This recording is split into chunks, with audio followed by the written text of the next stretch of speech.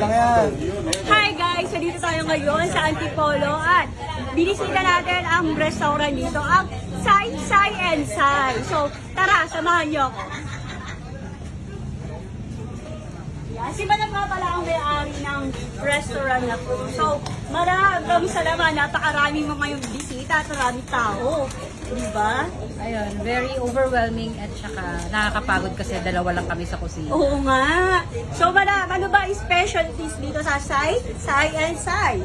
Ang specialties dito, ang newest bestseller namin is yung sisig burger. It's recipe by my dad. Tapos, ano ba? Yung pulled beef, recipe ng husband ko. Pasta, recipe ko. Pero pa-cute lang talaga ako sa kusina. At least meron si Madam pakit sa kusina. Ayan, maraming salamat Madam. So ngayon, maglilibot muna ako dito sa restaurant dito. Oh, so guys, hindi lang yun ang siniserve nila Madam ha. Marami pa sila siniserve dito. Kaya pag pumunta kayo rito, makikita ninyo sa Facebook page niya na marami kayong mapagpipilian. At kita nyo naman, napakaraming tao ngayon. Ayan, kanya-kanya ngayon sila ng order, di ba? Yan, sila Madam, sila Sir. Maraming ma-accommodate na tao rito.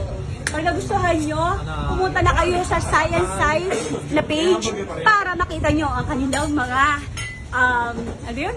Ang kanilang mga menu, ganon. So boss, kamusta naman kayo dyan? Ayan, saan ka nakatingin? Hindi, wala naman. Tinitignan ko lang yung vlogger. Gusto. Ayan, ay madam, ano po, nag-enjoy po ba sila? Ano ka ba? Alos yung asawa ko sa'yo na nakatingin. Huwag ka naman mag-discount. Gusto naman. Ano? Tingnan mo yung suot mo. Halos kita na yung kaluluwa mo. Lahat na lang ng mga kalalakihan dito sa'yo na nakatingin. Madam, ano po lang? Nag-vlog lang po. Diyos ko, wala akong pakailan kung nagbablog ka. Eh, public ano to, no? Bakit naggaganyan kang suot? Eh, kasi naman ikaw eh. Kanina ka patingin ng tingin dito. Napapansin ko. Ikot lang ikot ang mata mo.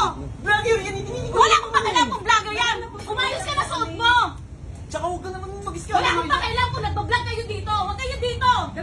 Diyos ko. Hindi nakakayaman naman. Anong ginagawa mo? Eh paano? Kanina pa yung mata mo. Tingin na tingin dito ah. Ikot ang ikot, ikot din ang ikot yung mata mo. Sunod ka na, sunod dyan. Hindi ka ba nahiya? Ang daming tao na... Paano mahiya? Eh tignan mo, yan ang mahiya. Tignan mo yung tsura mo. Halos labas na yung kaluluwa mo. Yan yung content nila. Ba't... Wala kang pakialam kung content. Umayos ka. Uy, para ka naman ang tao. Diyos ko, magtrabaho. Nagdi-date tayo. O isa pa kayo. Pabidyo-bidyo ka ba? Itigil nyo kaya yan. Siyempre, huwag kayong mag-ano ha. Huwag kayong mag-video. Ay, ikaw kasi yung mata mo kung saan nakatingin. Wala naman akong ginagawa. Ikaw mo na halos labas na yung kaluluwa mo, oh. Pinaringgan ko lang.